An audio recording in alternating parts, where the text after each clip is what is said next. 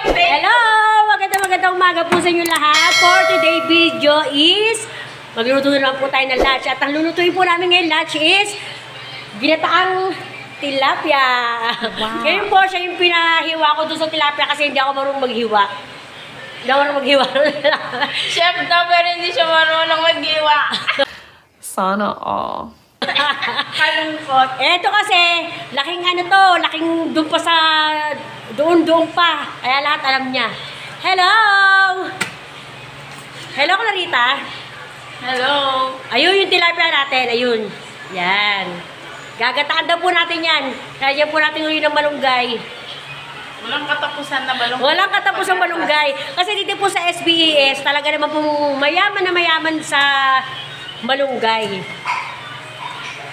Hindi mo naman pinapakita.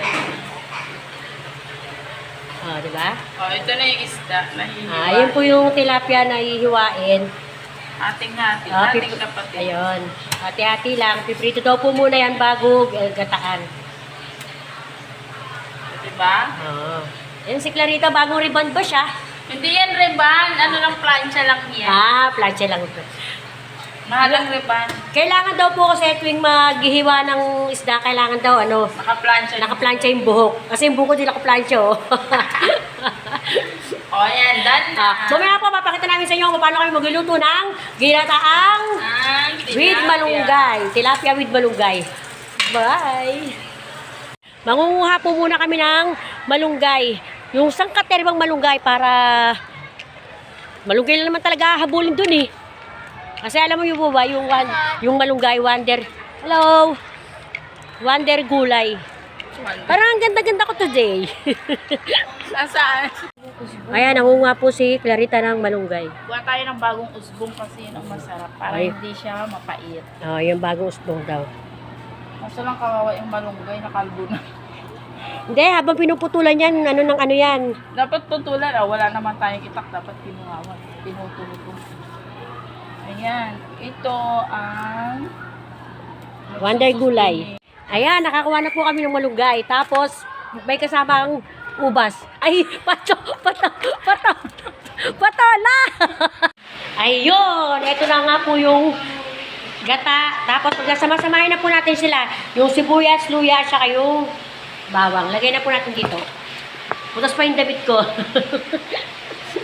Tapos, lagay na po natin yung malunggay. Ayan. Ito yung malunggay. Kasi po, kaya ganito ang paraan namin ng paggata kasi yung isda, pinirito na namin. Ngayon, pag kumulo siya, saka na lang namin siya ilalagay. Yung mga nagpapagatas dyan, ito na ang kasagutan. Papakuloyin lang namin tong malunggay. Pagkakulo niya, lalagay namin yung isda. Pinirito kasi namin yung isda eh. Pagkatapos, saka namin lalagay yung pangalawang gata. Ito. Yan.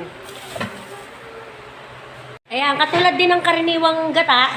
Katulad din sa mga gatang, katulad ng gata kami na nakaraan.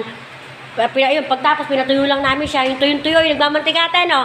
Pagkatapos, yun, okay na yun. Ganun lang. Simple-simple lang yung luto natin dito sa kantin.